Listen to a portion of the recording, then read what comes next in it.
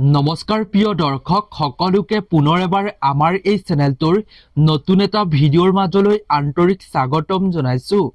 প্ৰিয় দৰ্শক 2026 বৰ্ষৰ 3 মাৰ্চ মঙলবাৰৰ দিনা হ'বলৈ গৈ আছে হোলী উৎসৱ আৰু একেদিনাই হ'বলৈ গৈ আছে বছৰৰ প্ৰথমটো চন্দ্ৰগ্ৰহণ। বছৰৰ প্ৰথমটো চন্দ্ৰগ্ৰহণৰ দিনটোতে এক বিৰল সংযোগ স্থাপন হ'বলৈ গৈ আছে। প্ৰিয় দৰ্শক 3 মাৰ্চ মঙলবাৰৰ দিনা মহাশক্তিমান যি চন্দ্ৰগ্ৰহণ হ'বলৈ গৈ আছে, এইবাৰ এই বিৰল আৰু মহাশক্তিমান চন্দ্ৰগ্ৰহণ পবিত্ৰ হোলী উৎসৱৰ দিনটোতেই হ'বলৈ গৈ আছে। অৰ্থাৎ ফাগুন মাহৰ পূৰ্ণিমাৰ তিথিৰ দিনটোতেই হ'বলৈ গৈ আছে এই মহা আৰু শক্তিমান চন্দ্ৰগ্ৰহণ।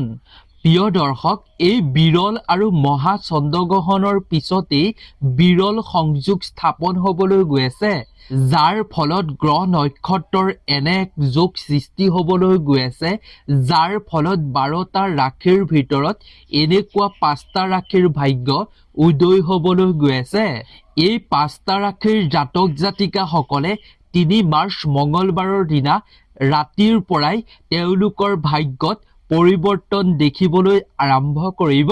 প্ৰিয় দৰ্শক, 2026 বৰ্ষৰ 3 মাৰ্চ মঙলবাৰে যি মহাশক্তিমান চন্দ্ৰগ্ৰহণ হ'বলৈ গৈ আছে, এই চন্দ্ৰগ্ৰহণ আমাৰ ভাৰতত এক আলৌকিক দৃশ্য আপুনি দেখিবলৈ পাব এইবাৰ।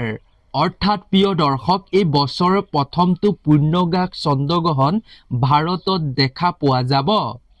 প্ৰিয় দৰ্শক, মহাদেৱ হৈছে কালৰো কাল মহাকাল। গ্ৰহ নক্ষত্ৰ ৰাহু কেতু সকলো দেৱাদিদেৱ মহাদেৱৰ অধীন। গতিকে প্ৰিয় দৰ্শক, 3 মাৰ্চ নিশাৰ পৰাই এই 5 ৰাশিৰ জাতক জাতিকাসকলে মহাদেৱৰ অসীম কৃপা দৃষ্টি লাভ কৰিবলৈ গৈ আছে। সেইবাবেই প্ৰিয় দৰ্শক, আপুনিও যদি আপোনাৰ ভাগ্য সলনি কৰিব বিচাৰে, আপুনিও যদি উন্নতি হ'ব বিচাৰে, সঁচা অৰ্থে মহাদেৱৰ কৃপা লাভ কৰিব বিচাৰে, তেন্তে আপুনি ভক্তি মনেৰে কমেণ্টত হৰ হৰ মহাদেৱ বুলি লিখিব। আৰু আপুনিও যদি মহাদেৱ শিৱ শংকৰৰ এজন পৰম ভক্ত, তেন্তে ভক্তি মনেৰে ভিডিঅ'টোত এটা অৱশ্যেই লাইক কৰি আপুনি কথাখিনি শেষ পৰ্যন্ত শুনিব আৰু আপোনাৰ বন্ধুবৰ্গৰ লগতো ভিডিঅ'টো শ্বেয়াৰ কৰিব যিমান পাৰে সিমান।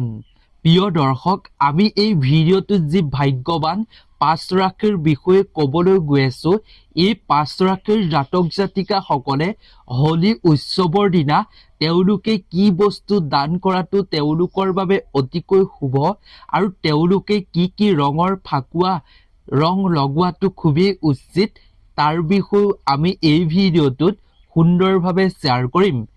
গতিকে আপুনি শেষলৈকে অৱশ্যেই ভিডিঅ'টো চাই থাকিব। প্ৰিয় দৰ্শক, চন্দ্ৰগ্ৰহণৰ প্ৰভাৱ কেৱল আকাশতেই সীমাবদ্ধ হৈ নাথাকে। প্ৰিয় দৰ্শক, ইয়াৰ পোনপটীয়া প্ৰভাৱ আমাৰ পৃথিৱীৰ প্ৰকৃতিৰ আৰু মানৱ শৰীৰৰ মনত প্ৰভাৱ পৰে। লগতে আমাৰ ঘৰৰ বাস্তুৰ ওপৰতো ইয়াৰ প্ৰভাৱ পৰে। প্ৰিয় দৰ্শক, মান্যতা আৰু বৈদিক জ্যোতিষশাস্ত্ৰৰ অনুসৰি চন্দ্ৰগ্ৰহণৰ সূতক কাল 9 ঘণ্টাৰ পূৰ্বেই আৰম্ভ হয়। প্ৰিয় দৰ্শক, সূতক কাল হৈছে যি সময়ত পৃথিৱীলৈ নেতিবাচক শক্তি তথা বেয়া শক্তিৰ প্ৰভাৱ বৃদ্ধি পাবলৈ ধৰে। সেইবাবে এই সূতক কালত কোনো ধৰণৰ শুভ কাৰ্য, কোনো ধৰণৰ মাংগলিক কাৰ্য, পূজা পাতল কৰাটো উচিত নহয়। লগতে এই সূতক কালৰ সময়ত কেতিয়াও দেৱ দেৱতাৰ মূৰ্তি স্পৰ্শ কৰাটো উচিত নহয়। প্ৰিয় দৰ্শক, 2026 বৰ্ষৰ যি মহাশক্তিমান বিৰল পূৰ্ণগ্ৰাস চন্দ্ৰগ্ৰহণ হ'বলৈ গৈ আছে, এই চন্দ্ৰগ্ৰহণ কিমান সময়ৰ পৰা আৰম্ভ হ'ব আৰু কিমান সময়ত শেষ হ'ব, তাৰ বিষয়ে আপুনি জানি লোৱাটো খুবেই জৰুৰী। গতিকে ৰাশিসমূহৰ মাজলৈ আগবঢ়াৰ পূৰ্বে আহক আমি সময়সূচীৰ বিষয়ে প্ৰথমেই জানি লওঁ। প্ৰিয় দৰ্শক, এই পূৰ্ণগ্ৰাস চন্দ্ৰগ্ৰহণৰ ভাৰতীয় সময় অনুসৰি বিয়লি 3:20 পৰা এই চন্দ্ৰগ্ৰহণ আৰম্ভ হ'ব।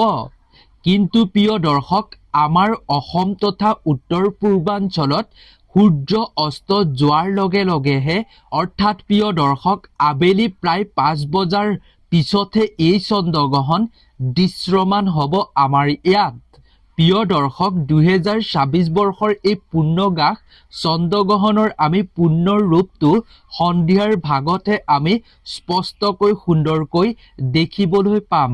প্ৰিয় দৰ্শক আৰু এই পূৰ্ণগ্ৰাস চন্দ্ৰগ্ৰহণ সন্ধিয়া 6:47 এই চন্দ্ৰগ্ৰহণ সম্পূৰ্ণৰূপে সমাপ্ত হ'ব। প্ৰিয় দৰ্শক যিহেতু গ্ৰহণৰ সূতককাল 9 ঘণ্টাৰ পূৰ্বেই আৰম্ভ হৈ যায়, গতিকে 2026 বৰ্ষৰ এই চন্দ্ৰগ্ৰহণৰ সূতককাল আৰম্ভ হ'ব পুৱা প্ৰায় 6:23 পৰাই সূতককাল সমগ্ৰ দেশ জুৰি লাগি যাব।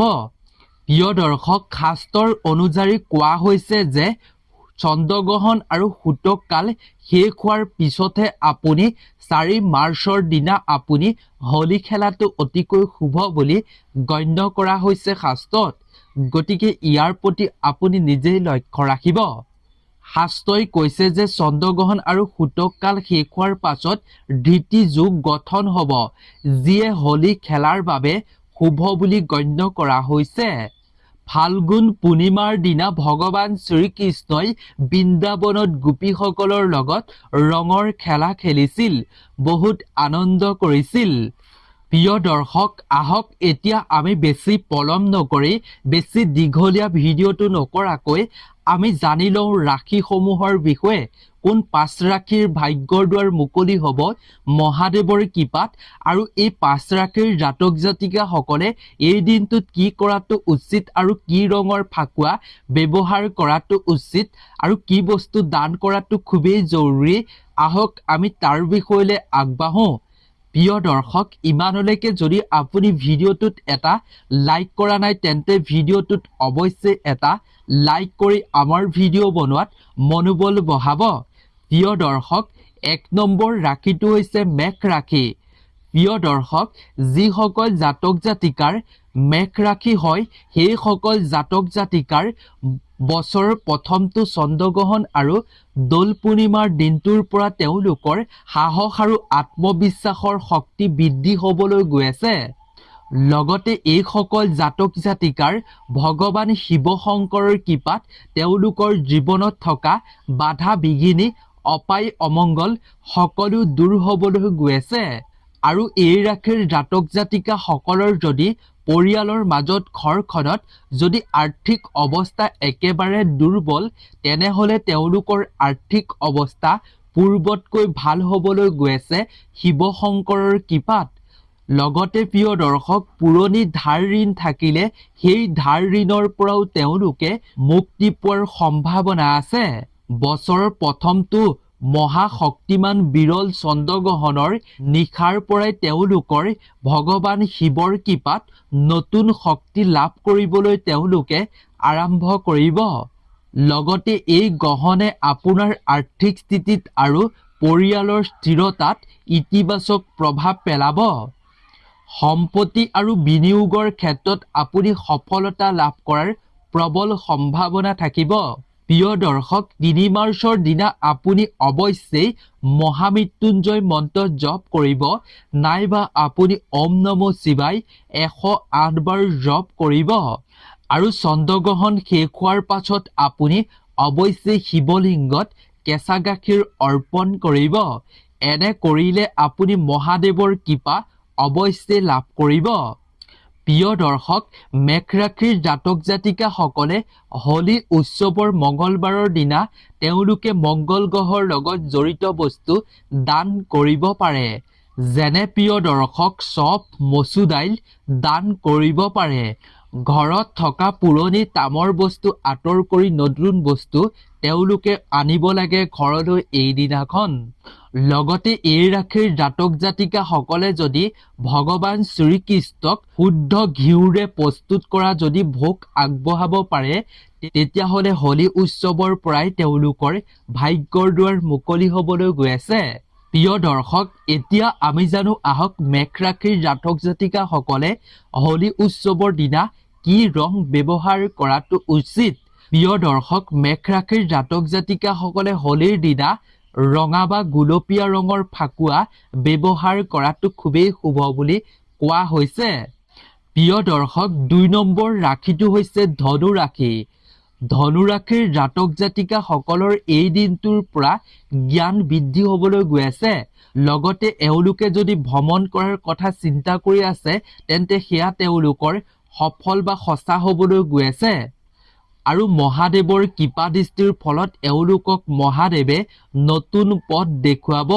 স্বাস্থ্য আৰু কৰ্মক্ষেত্ৰত তেওঁলোকৰ উন্নতি হ'ব মহা চন্দ্ৰগ্ৰহণ আৰু হোলী উৎসৱৰ নিশাৰ পৰাই। প্ৰিয় দৰ্শক, হোলী উৎসৱৰ দিনা ধনু ৰাশিৰ জাতক জাতিকাসকলে শিৱ পুৰাণ পাঠ কৰাটো খুবেই উচিত, খুবেই শুভ আৰু ফলদায়ক।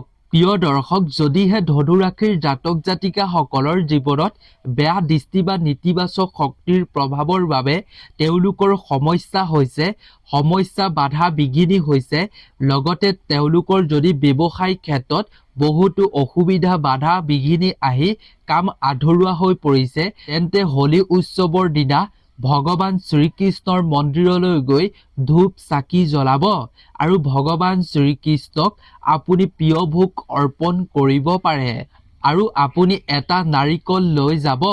তাৰ পাছত আপুনি সেই নাৰিকলটো ভগৱান শ্ৰীকৃষ্ণক আগবঢ়োৱাৰ পাছত আপুনি আপোনাৰ মূৰৰ ওপৰেদি 7 পাক ঘূৰাই আপুনি বোৱতী নৈত উটুৱাই দিব লাগে। তেনে কৰিলে আপোনাৰ যি বাধা থাকিব, যি নেতিবাচক তথা বেয়া শক্তিৰ প্ৰভাৱ থাকিব, সেই সকলো নাইকিয়া হৈ পৰিব। প্ৰিয় দৰ্শক, হোলী উৎসৱৰ দিনা ধনু ৰাশিৰ জাতক জাতিকাসকলে হালধীয়া আৰু গেৰুৱা ৰং ব্যৱহাৰ কৰাটো অতি শুভ বুলি গণ্য কৰা হৈছে। তেওঁলোকে এই ৰং ব্যৱহাৰ কৰিলে অতি সুফল লাভ কৰিব, অতি ফলদায়ক হ'ব তেওঁলোকৰ বাবে। প্ৰিয় দৰ্শক, এইবাৰ আমি জানো আহক 3 নম্বৰ ৰাশিটোৰ বিষয়ে। 3 নম্বৰ ৰাশিটো হৈছে সিংহ ৰাশি। সিংহ ৰাশিৰ জাতক জাতিকাসকলৰ ভগৱান শিৱ শংকৰৰ কৃপাত তেওঁলোকৰ হৃদয়ত আত্মবিশ্বাস বৃদ্ধি হ'ব। লগতে এই ৰাশিৰ ব্যক্তিসকলৰ নেতৃত্ব গুণ বৃদ্ধি পাব। লগতে সমাজত এওঁলোকৰ মান সন্মান বৃদ্ধি হ'ব। আৰু জ্যোতিষশাস্ত্ৰৰ অনুসৰি এই ৰাশিৰ জাতক জাতিকাসকলৰ সম্পৰ্কৰ ক্ষেত্ৰত গভীৰ পৰিৱৰ্তন দেখিবলৈ পাব। লগতে প্ৰিয় দৰ্শক, এই ৰাশিৰ জাতক জাতিকাসকলৰ কেৰিয়াৰত নতুন দায়িত্ব বা পদোন্নতিৰ সুযোগ আছে। কিন্তু প্ৰিয় দৰ্শক, এই ৰাশিৰ জাতক জাতিকাসকলে নিজৰ অহংকাৰক নিয়ন্ত্ৰণ ৰাখিব লাগিব। মহাদেৱৰ কৃপা এওঁলোকৰ ওপৰত পৰিব। সেইবাবে এই ৰাশিৰ জাতক জাতিকাসকলে 108 বাৰ ওম নমো শিৱায় ভক্তি মনেৰে জপ কৰিব। এই দিনাখন এনে কৰিলে আপোনাৰ মন আত্মা পবিত্ৰ হৈ পৰিব। এই দিনাখন এই ৰাশিৰ জাতক জাতিকাসকলে নিজৰ সামৰ্থ্য অনুযায়ী দান বৰঙণি কৰাটো অতি শুভ বুলি শাস্ত্ৰত কোৱা হৈছে। লগতে প্ৰিয় দৰ্শক, এই ৰাশিৰ জাতক জাতিকাসকলে হোলীৰ দিনা ৰাধা কৃষ্ণৰ মন্দিৰ দৰ্শন কৰিবলৈ যোৱাটো খুবেই ফলদায়ক বুলি কোৱা হৈছে। লগতে প্ৰিয় দৰ্শক, এই ৰাশিৰ জাতক জাতিকাসকলে হোলী উৎসৱৰ দিনা সোণালী আৰু কমলা নাইবা ৰঙা ৰঙৰ ফাকুৱা ব্যৱহাৰ কৰাটো অতি শুভ বুলি কোৱা হৈছে এই ৰাশিৰ বাবে। প্ৰিয় দৰ্শক, এইবাৰ আমি জানো আহক 4 নম্বৰ ৰাশিটোৰ বিষয়ে। 4 নম্বৰ ৰাশিটো হৈছে বৃশ্চিক ৰাশি। বৃশ্চিক ৰাশিৰ জাতক জাতিকাসকলৰ মনত গভীৰ আত্মবিশ্বাস বৃদ্ধি হ'ব। মহাদেৱে বিপদৰ পৰা সকলো ৰক্ষা কৰিব এই দিনটোৰ পৰা। আৰু এওঁলোকৰ গোপন শত্ৰু জাগ্ৰত হোৱাৰ সম্ভাৱনা আছে। আৰু সেই শত্ৰু আপুনি নাইকিয়া কৰিবৰ বাবে আপুনি মহাদেৱৰ শ্ৰীচৰণত পূজা কৰাটো খুবেই জৰুৰী। লগতে আপুনি ওম নমো ভাগৱতে বাসুদেৱায় এই মন্ত্ৰ আপুনি জপ কৰিলে শত্ৰুৱে আপোনাক একো ক্ষতি কৰিব নোৱাৰিব। লগতে প্ৰিয় দৰ্শক, বছৰৰ প্ৰথমটো পূৰ্ণগাক চন্দ্ৰগ্ৰহণে এই ৰাশিৰ জাতক জাতিকাসকলৰ জীৱনলৈ ভাল সময় কঢ়িয়াই আনিব, যাৰ ফলত ব্যৱসায় বাণিজ্যত বিনিয়োগত তেওঁলোকে লাভান্বিত হ'ব পাৰিব। আধ্যাত্মিক অনুভৱ তেওঁলোকৰ বৃদ্ধি পাব। পুৰণি ভয় আৰু ৰহস্য তেওঁলোকৰ অন্ত পৰিব জীৱনৰ পৰা। বৃশ্চিক ৰাশিৰ জাতক জাতিকাসকলে কেৰিয়াৰত শুভ ফল লাভ কৰিব পাৰিব আৰু জ্যেষ্ঠ সহকৰ্মীসকলৰ পৰা তেওঁলোকে সহায় সহযোগিতা প্ৰাপ্ত কৰাৰ প্ৰবল সম্ভাৱনা আছে এই সময়খিনিৰ পৰা। বৃশ্চিক ৰাশিৰ জাতক জাতিকাসকলে ফাকুৱাৰ দিনা ৰঙা ৰঙৰ ফাকুৱা ব্যৱহাৰ কৰিব পাৰে, নাইবা মেৰুন বা গাঢ় বা বেঙুনীয়া ৰঙৰ ফাকুৱা ব্যৱহাৰ কৰাটো অতি শুভ বুলি গণ্য কৰা হৈছে। প্ৰিয় দৰ্শক, এইবাৰ আমি জানো আহক 5 নম্বৰৰ ৰাশিটোৰ বিষয়ে। প্ৰিয় দৰ্শক, 5 নম্বৰ ৰাশিটো হৈছে মীন ৰাশি। মীন ৰাশিৰ জাতক জাতিকাসকলৰ সপোন আৰু অন্তৰ্দৃষ্টি বৃদ্ধি পাব। ভগৱান শিৱ শংকৰৰ কৃপাত মানসিক শান্তি লাভ কৰাৰ প্ৰবল সম্ভাৱনা আছে। এওঁলোকে এই দিনটোত ভগৱান শিৱ শংকৰৰ নাম স্মৰণ বা ধ্যান কৰাটো অতিকৈ জৰুৰী। আপুনি ওম নমো শিৱায় বা যিকোনো ভগৱান শিৱৰ মন্ত্ৰ জপ কৰিব পাৰে। মহামৃত্যুঞ্জয় মন্ত্ৰ জপ কৰিলেও অতি শুভ হ'ব, নাইবা আপুনি একো মন্ত্ৰ নাজানিলে ওম নমো শিৱায় বুলি আপুনি যিমান পাৰে জপ কৰিব। তেনে কৰিলেও আপুনি ভগৱান শিৱ শংকৰৰ কৃপা দৃষ্টি লাভ কৰিব। আৰু যেতিয়া এই পূৰ্ণগা চন্দ্ৰগ্ৰহণ শেষ হ'ব, তাৰ পিছদিনা আপুনি 4 মাৰ্চ বুধবাৰৰ দিনা অৱশ্যেই শিৱ মন্দিৰ দৰ্শন কৰিব মীন ৰাশিৰ জাতক জাতিকাসকলে। আৰু মীন ৰাশিৰ জাতক জাতিকাসকলে এই দিনাখন দান বৰঙণি কৰাটো অতি শুভ আৰু ফলদায়ক। এওঁলোকে এই দিনাখন পবিত্ৰ স্থানত ঘিউ দান কৰাটো অতি ফলদায়ক। লগতে মীন ৰাশিৰ জাতক জাতিকাসকলে গাই গৰুক ভোগ খুৱাব পাৰিলে, যিকোনো বস্তু খুৱাব পাৰিলে মীন ৰাশিৰ জাতক জাতিকাসকলৰ সৌভাগ্যৰ দুৱাৰ খোল খাই পৰিব। তেওঁলোকৰ জীৱনত জয় জয় ময় হৈ পৰিব। গতিকে আপুনি চেষ্টা কৰিব এই দিনাখন আপুনি দান কৰিবৰ বাবে। প্ৰিয় দৰ্শক, মীন ৰাশিৰ জাতক জাতিকাসকলৰ চন্দ্ৰগ্ৰহণৰ পৰা যিকোনো কাম আৰম্ভ কৰিলে সেই কাম সম্পূৰ্ণৰূপে সফল কৰি তুলিব পাৰিব। এওঁলোকৰ পৰিয়ালৰো সুখ সমৃদ্ধিৰ আগমন ঘটিব আৰু আৰ্থিক অৱস্থাও পূৰ্বতকৈ উন্নত হোৱা তেওঁলোকে দেখিবলৈ পাব। চন্দ্ৰগ্ৰহণে এই ৰাশিৰ জাতক জাতিকাৰ ভাগ্যৰ দুৱাৰ মুকলি কৰি ভাগ্যত এওঁলোকে বহু পৰিৱৰ্তন দেখাৰ প্ৰবল সম্ভাৱনা আছে। প্ৰিয় দৰ্শক, মীন ৰাশিৰ জাতক জাতিকাসকলে হোলী উৎসৱৰ দিনা হালধীয়া বা সোণালী ৰঙৰ ফাকুৱা ব্যৱহাৰ কৰাটো অতি শুভ আৰু ফলদায়ক বুলি গণ্য কৰা হৈছে। প্ৰিয় দৰ্শক, এই 5 ৰাশিৰ লগতে বাকী যি 7 ৰাশি আছে, সেই 7 ৰাশিয়ে কি ৰং ব্যৱহাৰ কৰিব তাৰ বিষয়ে আমি আপোনালোকক জনাব খুজিছোঁ। প্ৰিয় দৰ্শক, বৃষ ৰাশিৰ জাতক জাতিকাসকলে সেউজীয়া বা পাতল নীলা ৰঙৰ ফাকুৱা ব্যৱহাৰ কৰাটো অতি শুভ। আৰু মিথুন ৰাশিৰ জাতক জাতিকাসকলে হালধীয়া ৰঙৰ ফাকুৱা প্ৰয়োগ কৰাটো খুবেই শুভ। আৰু কৰ্কট ৰাশিৰ জাতক জাতিকাসকলে সোণালী বা আকাশী নীলা ৰঙৰ তেওঁলোকে ফাকুৱা ব্যৱহাৰ কৰাটো অতি শুভ। আৰু কন্যা ৰাশিৰ জাতক জাতিকাসকলে গ্ৰাস সেউজীয়া বা তেওঁলোকে বাদামী ৰং ব্যৱহাৰ কৰিব পাৰে এই দিনাখন। আৰু তুলা ৰাশিৰ জাতক জাতিকাসকলে নীলা বা গুলপীয়া ৰঙৰ ৰং ব্যৱহাৰ কৰিব পাৰে এই দিনাখন। মকৰ ৰাশিৰ জাতক জাতিকাসকলে নীলা বা বেঙুনীয়া ৰঙৰ ফাকুৱা ব্যৱহাৰ কৰাটো অতি শুভ এই দিনাখন। আৰু কুম্ভ ৰাশিৰ জাতক জাতিকাসকলে এই দিনাখন নীলা ৰঙা হালধীয়া যিকোনো ফাকুৱা প্ৰয়োগ কৰাটো এওঁলোকৰ বাবে শুভ বুলি জ্যোতি গণনা অনুসৰি কোৱা হৈছে। গতিকে প্ৰিয় দৰ্শক, আজিৰ ভিডিঅ'টো ইমানেই আছিল। আশা কৰোঁ ভিডিঅ'টো চাই নিশ্চয় উপকৃত হৈছে। আপোনাৰ যদি এই 5 ৰাশিৰ ভিতৰত ৰাশিটো আছে, তেন্তে আপুনি নিজেই চন্দ্ৰগ্ৰহণৰ নিশাৰ পৰা পৰিৱৰ্তন দেখিবলৈ আৰম্ভ কৰিব।